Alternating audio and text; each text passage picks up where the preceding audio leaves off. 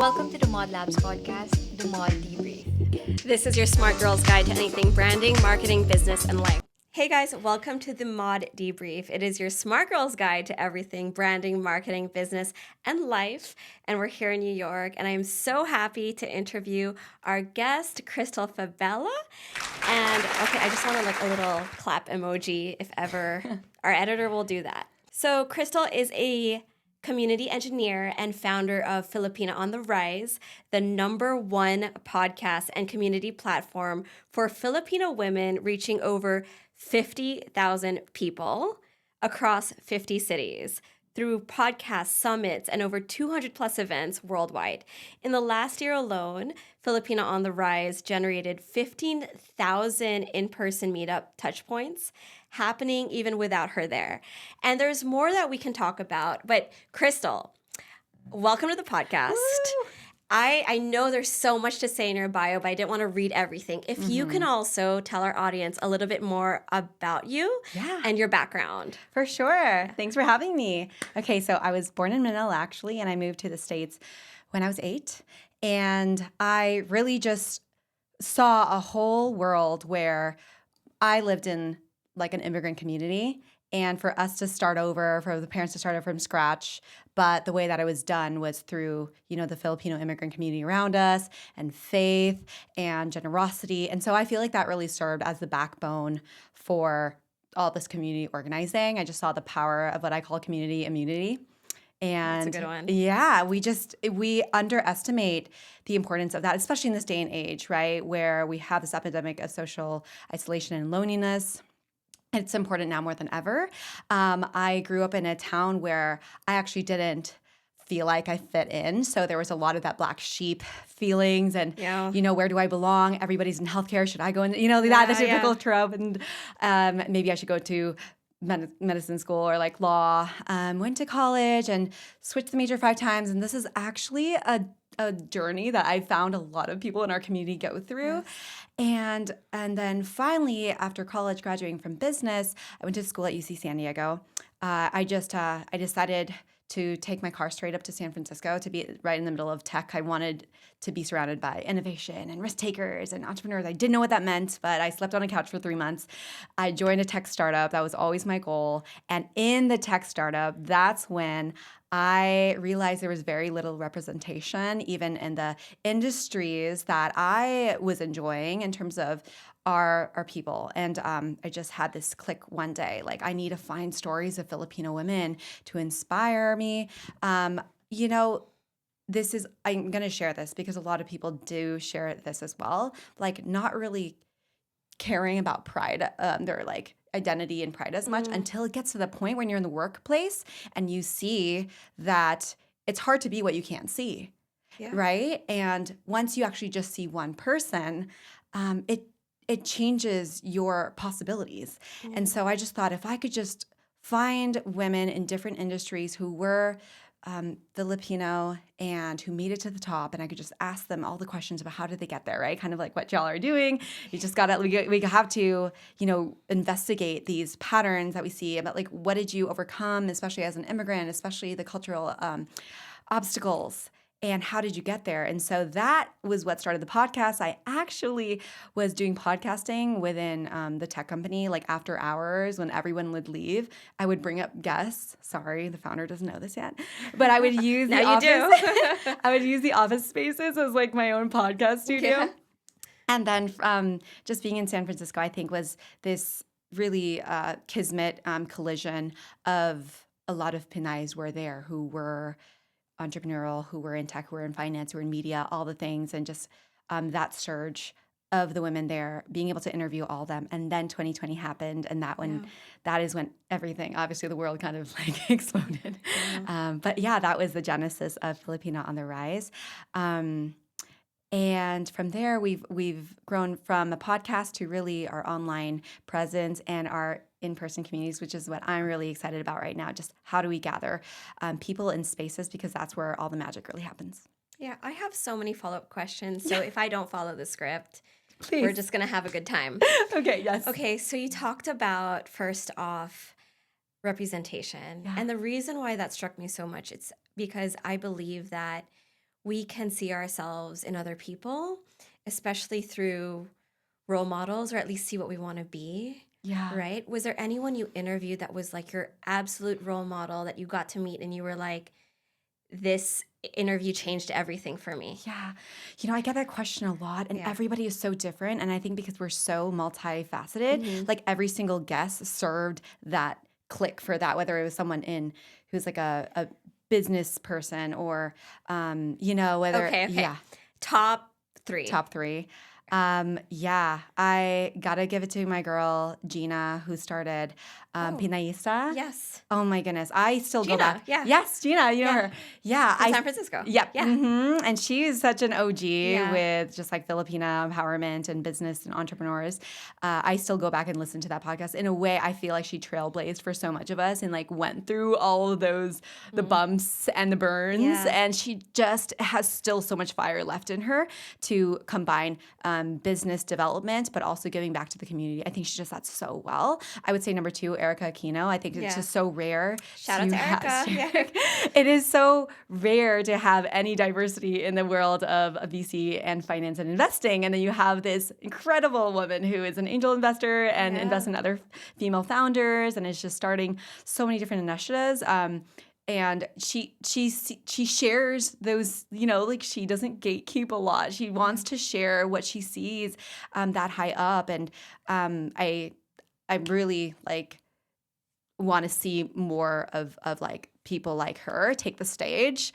And the fact that she's like both like just like I was going to say bi-coastal, but like in the U.S., in the Philippines, and exactly. More than she's in like 5 different countries in 1 month at one point. So our joke in the company is like, where in the world is Erica Aquino? No, it's so great. I'm like, just send me your Google Calendar. And I kind of get it though, because I travel so much too, but she definitely beats all of us. Yeah, for sure. And then lastly, Dr. Stacey Latam. She is an incredible psychologist, speaker of the White House, has written in multiple books, and she writes a lot about like decolonizing mental health and in activism and implementing policy that helps specifically Asian Americans and the Asian struggle through policy. So I'm like, what an intersection, right? Yeah. So those 3. The diversity of your guests and also the nuggets of wisdom that each guest is giving you is so awesome. Yeah, and giving all of us, right? Yeah. So we're in the Philippines, you're in the U.S. Yeah. Do you ever have plans to do your events in the Philippines as well? Yeah, I would love that. Because, by the way, we went to an event last night. It was our very first event for Filipina on the Rise, where we got to meet you and your community. And I know you have different chapters, right, in different states. Like, how do you look at expansion to other countries, like the Philippines or other markets? For sure. Absolutely, yes. I think having a few chapters or bases in the Philippines is obviously like it would be so needed, like important for us to have that. Our approach is always that the people who know the city best are the ones on the ground. And so we have a model where instead of us going from city to city and like starting that and just like assuming the needs there, that's what we've been doing the past few years, just kind of like showing up, hosting the event, going to the next one. And not only was it not really sustainable or scalable, we also found that for FOTR from the top down to like come in and assume like we know a city's culture, because I mean Filipino culture in New York is so different from California, from New York, from London, from Manila. And even the Philippines, Cebu is very different from Davao. It's very different from Manila, and right, like all of these places, and we're all connected, but there is that unique personality per town or per city. 1,000%. So to answer the question, yes, we want it there, and we want to empower people on the ground who want to start it. Love that. And that's kind of like how we equip the city leaders to do that. Love that. What do you feel is the emotional need that you think Filipina on the Rise tapped into that made people share it so naturally? Because when you started, you grew it organically to, was it 53,000? Yeah. Right? All organic. So what do you think the feelings were? Yeah, such a good question. We love a feeling. I love feelings. We're Filipino, okay? We're emotional. We love feelings here. We feel so deep. I love this question because I could answer that from my own perspective, right? Yeah. And that like these are the stories I wish I had. These are the rooms and people that I wish I could see growing up. And obviously we hear the same thing too. But recently I surveyed about 100 women in our community, including the teams behind the communities. And I honestly asked them like, why did you first come here? Instead of me assuming like, why did you come? Why did you find this? Why did you follow? And a majority of them said, I wanted to see other Filipino women in these professional spaces and roles who made it there and just learn how they got there because no one's teaching us. No one really conditions you to be in those paths. So it's almost like Filipinas are so resourceful. Yeah. And they know that when you see someone who's done it before, you just you just have to learn that. And there's this hunger, there's this pain and invisibility and hunger to see somebody who succeeded against all the odds. Yeah. And just to when we can create that connection and bridge that gap and almost like link them and be like, go match with them, learn from them, go. And we've seen people actually get to the next level because of that. Okay, I'm going to go a little bit deeper. Yes. In your story, what was something that was so difficult for you to overcome, whether it's personally or in Filipino on the Rise, that you were able to go through, and the biggest thing you learned? Yeah. Okay. Which ones? There's always a lot of chapters in life. Okay, so this has been recent, so I'm going to be very honest about this because I don't know if I've figured it out yet. But as you grow and as you scale, and you're thinking from a business sense, I've really run into my own limits this past year of how to actually make a big ask. So I find that Filipino people, and this could be across other communities too, are really great with like working hard and just proving what we got, right? And like building the base. So that's what I've been focused on in this past few years, build the base, build the social proof, and like show everybody that you're enough. You're enough. Yeah. Exactly. And then it gets to this point when you're like, all right, let's start monetizing. Yeah. Let's start launching bigger things. Let's start making sponsorship asks, investor asks, and all that stuff. And then it's just like, and we have this money block. We have this ask block. We have this, maybe I need another certificate. Maybe I should prove. Maybe we need another event. Yeah. Yeah, exactly. And I feel you. It feels physical sometimes. Yeah. You're just like, I can't get it's in your chest. You want to say it and it just stops here and it doesn't even come out, right? Yes. And it's so funny because I have a lot of like other, my peers, my Caucasian peers and my male friends. I just watch them make the asks, not hating or like putting this down or anything, on very little, on being like, I have this idea. I did one thing last year, $1 million, please. Yeah, the audacity. Like, they just have that confidence or audacity, and you're like, really? I spent how many hours on my pitch deck? We have a proof of concept. Yes. This is all successful, and then we ask for like something really small. I know. Right? Yeah. I know. And I don't think it is just Filipino, I've seen it with, I think a lot of women, especially women of colors or immigrant background, all that stuff. Have you found that? Yeah. Yeah. Okay. It's a common theme that we do talk about with other women. Yeah. In terms of how can I take up more space? How can I ask for more? And just stretching out of that comfort zone from your nervous system, from your body. Because you're right, you feel it in your body that you're stuck and you're just trying to break through to your next level. Yes. So how is that transition point for you? You being on that cusp. Oh my goodness. It is so stretchy and sticky, and I'm just, now deciding to deal with it, which I learned is a complete identity and worth thing. Yes, girl. Period. Yes. It's really do you actually believe that you are meant to do this? Do you believe that you're worthy of this ask? And do you know that you can bounce back from rejection and pivot? Yeah. And it's those three things. And I almost wish I was a Chad or a Brad. Sometimes I could just turn that on and be like, give me the money. Yeah. I always say just put on your white boy hat. I'm just kidding. No, you don't have to do that. But, is that the quotable quote that we're gonna put on IG? No, it's gonna just say Krystl said, put your white boy hat. No, please. But I feel you. I resonate with that. And I love that topic because I'm also checking for time. Yes. Okay.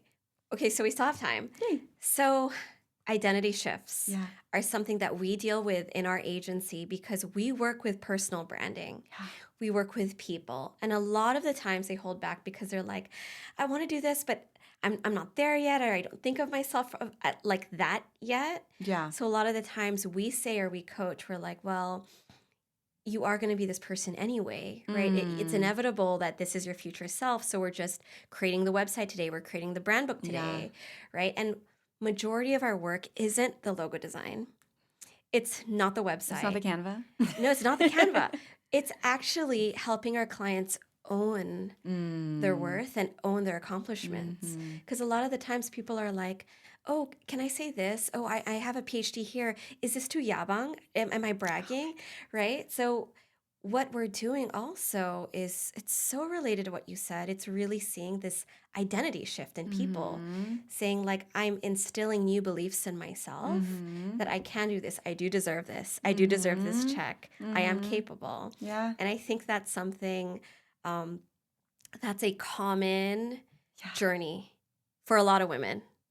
Of that cusp and deciding that you want to be a different person and you want to be your highest self. And I think that's so beautiful. And I'm happy that you're here and I can witness this because we're gonna keep this episode so that 5-10 years later when I show it to you, you're gonna be like, oh my God, I remember that moment. Oh man. Yeah. Okay, this is so good. No, I love that you all, instead of just like rushing to the marketing materials or the website or the colors and which could be so fun. Yeah, it's so fun and it's creative, right? But Yeah. it's also, it's not just about the surface, it's about the energy and really helping our clients like believe in themselves, which I love that you're doing that for your community.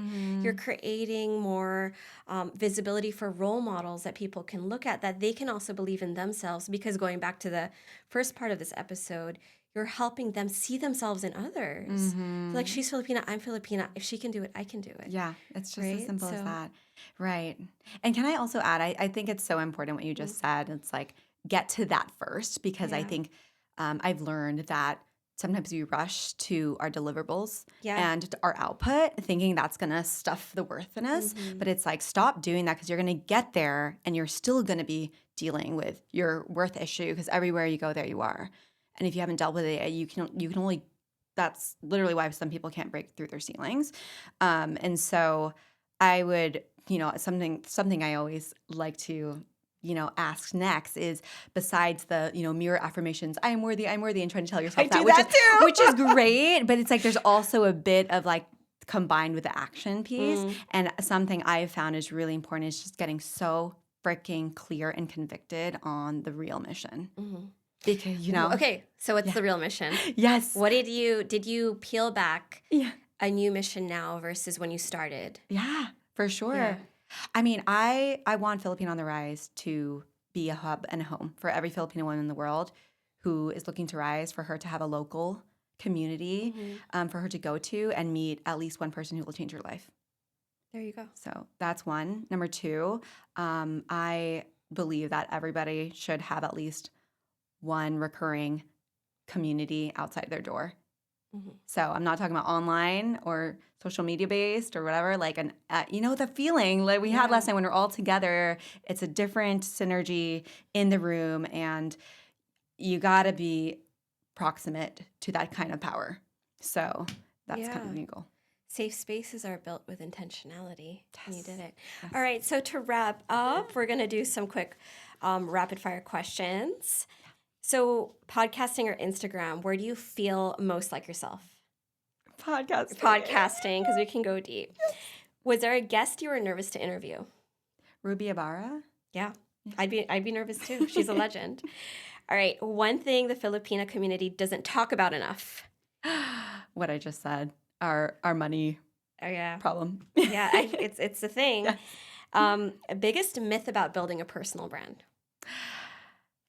That you have to be all of yourself, or that people want to see every side of you. You have to be really simplified almost as a personal brand. Yeah. Crab mentality, real or exaggerated? It's real. It's real. Yeah, it is. All right. What do you know now that you wish you knew when you started?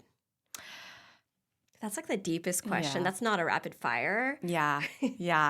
I was still meditating on this, and I wish I knew that just because everybody else is doing something a certain way, it does not mean you have to follow that path. Content creating, podcasting, business building. I really learned, and human design kind of helped with this I about love human design too. I'm a generator. manifesting generator. Learn how you work. Yeah. Actually learn how you work well Yeah. and how you optimize, and then work in that way instead of just following what someone left and right is telling you how to work. That's right, girl. Alignment. Yeah. Mhm. All right. So for our guests, how can they find you? Social media, websites? Yeah.